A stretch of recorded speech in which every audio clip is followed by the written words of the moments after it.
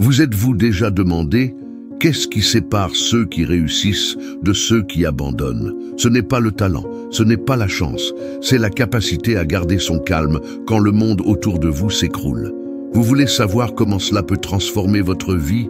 Restez jusqu'à la fin. Nous vivons dans un monde qui semble vouloir nous engloutir. Des factures qui s'accumulent, des délais serrés, des gens qui exigent plus que vous ne pouvez donner. C'est comme être au milieu d'une tempête sans fin. Mais voici la vérité que les stoïciens connaissaient depuis des siècles. Ce n'est pas la tempête qui vous définit, mais la façon dont vous choisissez de l'affronter. Marc Aurèle, l'empereur philosophe, a écrit « Vous avez le pouvoir sur votre esprit, pas sur les événements extérieurs. Réalisez cela et vous trouverez la force. » Pensez-y. Il gouvernait Rome, gérait des guerres, des trahisons et même une peste dévastatrice. Pourtant, il trouvait la paix. Comment? Il savait que la vraie bataille se déroule en nous. Imaginez un archer.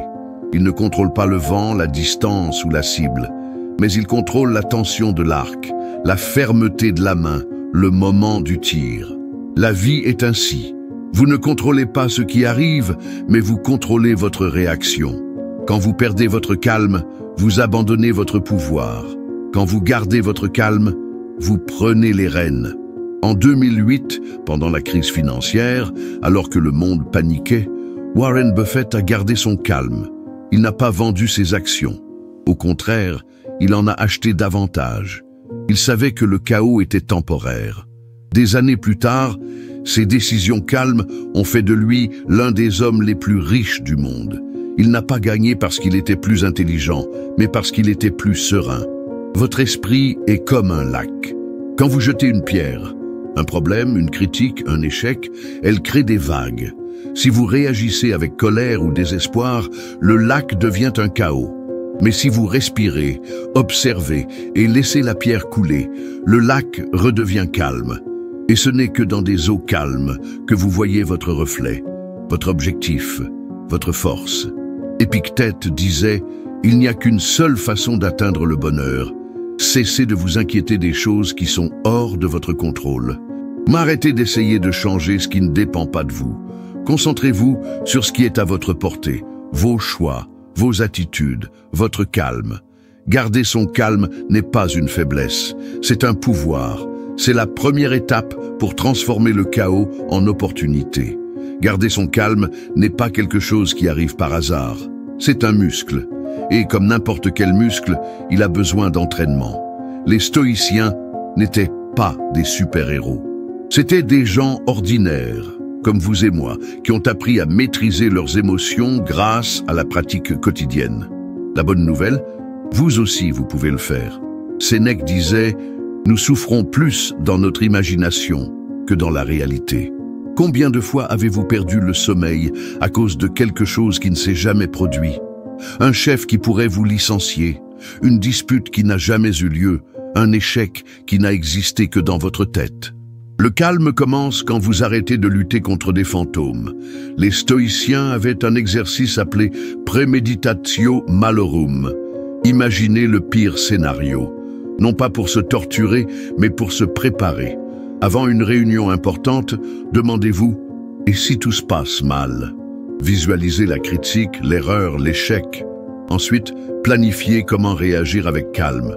Quand vous avez déjà affronté le pire dans votre esprit, le monde réel semble plus léger.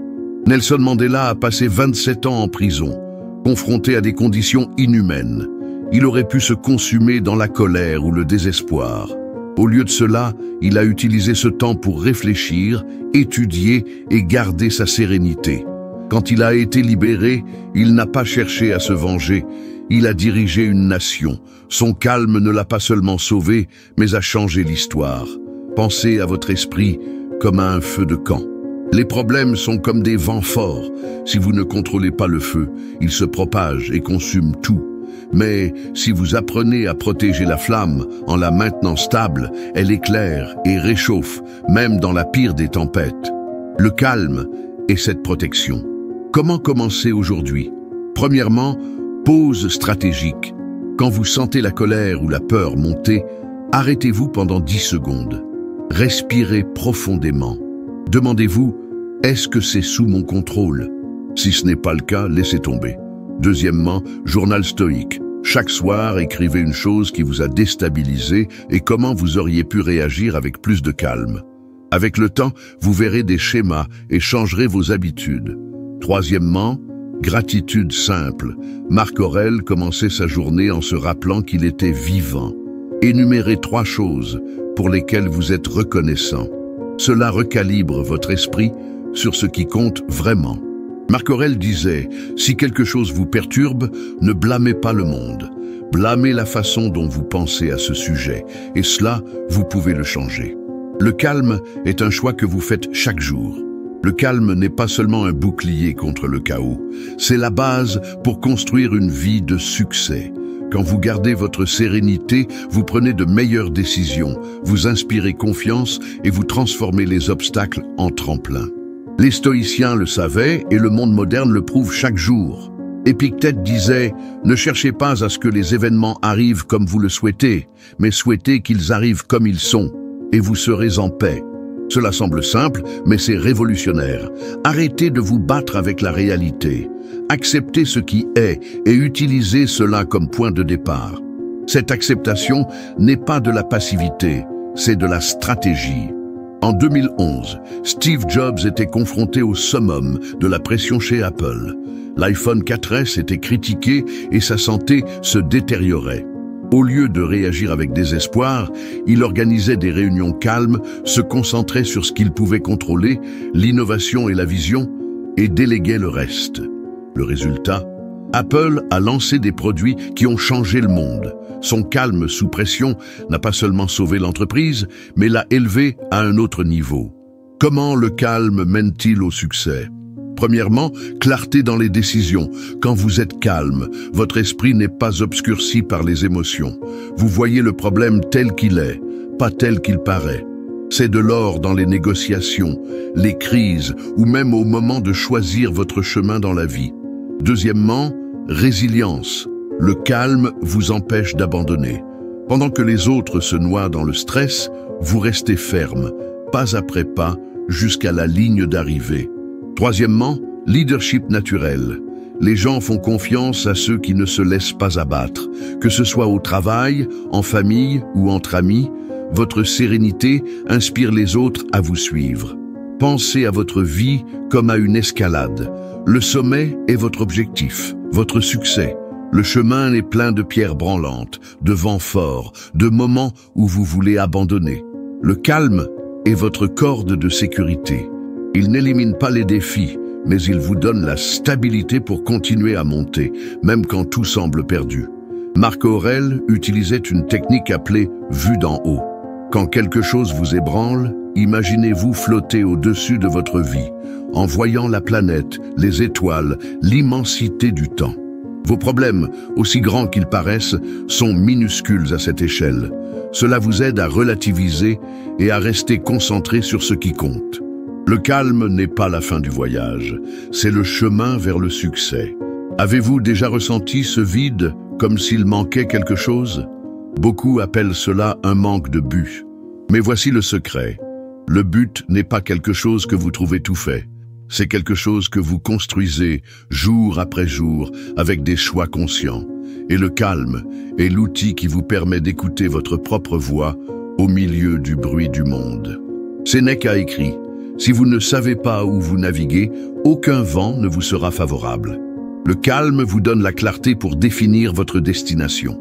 Sans lui, vous êtes un bateau à la dérive, emporté par les vagues du stress, des opinions des autres, de la peur d'échouer. Avec lui, vous tracez votre route et vous suivez même à contre-courant.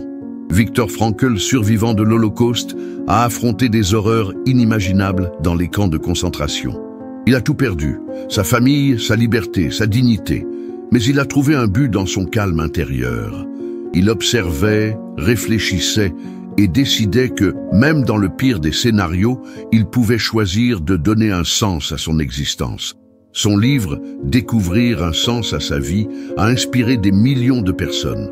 Le calme l'a aidé à transformer la souffrance en héritage.